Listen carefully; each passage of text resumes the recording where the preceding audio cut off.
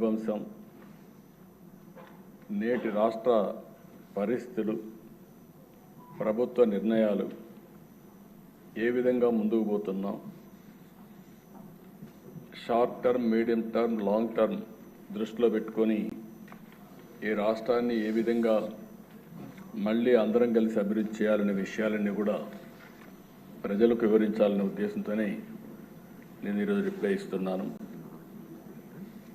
అయితే ప్రజాస్వామ్యంలో అంతిమ నేతలు ఎప్పుడు కూడా ప్రజలే, వారి కోసం పనిచేయడం మనందరి బాధ్యత.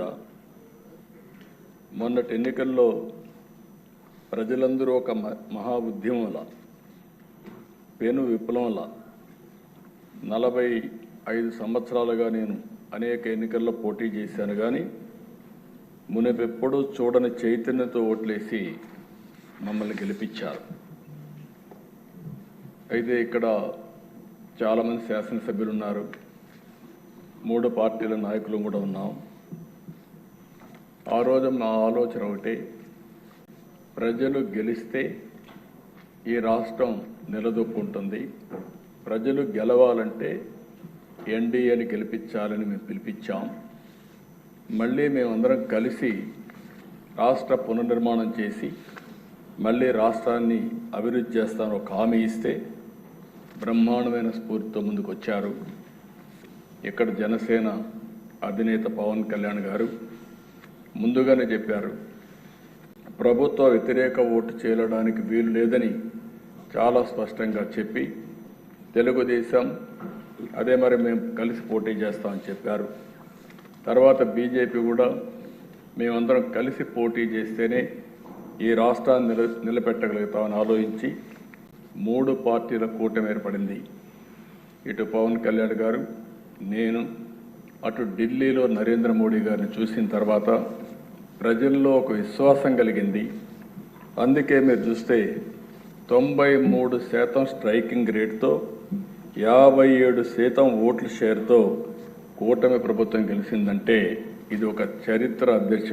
నా జీవితంలో ఎప్పుడూ ఇలాంటి వ్యక్తిని చూడలేదు. ఒక పెను విప్లవంగా వచ్చి ఇవన్నీ చేయడం జరిగింది. అయితే ఇక్కడుండే సభ్యులందరూ కూడా గుర్తుపెట్టుకోవాల్సిన అవసరం ఉంది.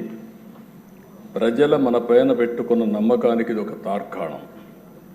వారి నమ్మకాన్ని 100% మనందరం కలిసి నిలబెట్టవలసిన బాధ్యత ఉంది. నేను ప్రమాణ స్వీకారం చేసిన రోజుటి నుంచి ప్రతిరోజు, ప్రతి గంట దీన్ని గుర్తుపెట్టుకొని మళ్ళీ ఏమేమి చేసి గాడి తప్పిన వ్యవస్థల్ని ఘాట్లో పెట్టాలని ఆలోచిస్తున్నాం.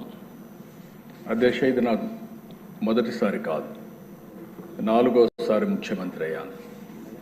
1995లో నేను ఫస్ట్ టైం ముఖ్యమంత్రి అయ్యాను. అంత మునుపు నేను ఆర్థిక శాఖ మంత్రిగా కూడా పనిచేశాను 1 సంవత్సరం. అదే ఆ కొటేషన్ ఇప్పుడు ఫైనాన్స్ మినిస్టర్ గారు ఇప్పుడు కోట్ చేశారు. అంటే 94లో నేను ఆర్థిక శాఖ మంత్రిగా నేను ఇచ్చినటువంటి కొటేషన్ని 2024 అంటే 30 సంవత్సరాల తర్వాత దాని రిలవెన్స్ ఫైనాన్స్ మినిస్టర్ గారు వివరించారు. ఆ రోజు కూడా అధ్యక్ష ఆర్థిక ఇబ్బందులు వచ్చాయి. ఆనాటి కాంగ్రెస్ ప్రభుత్వ హయాంలో కొన్ని సమస్యలు వచ్చి వ్యవస్థ దివాళా తీసే పరిస్థితికి వచ్చింది. అయితే ఆ రోజు కూడా ఒక సవాలుగా తీసుకున్నాం. పాలనని కొత్త పుంతలు తొక్కించాం, సంస్కరణలు తీసుకొచ్చాం, మొహమాటం లేకుండా కఠిన నిర్ణయాలు తీసుకున్నాం, పాలసీలతో కష్టంతో దారికి తెచ్చాం.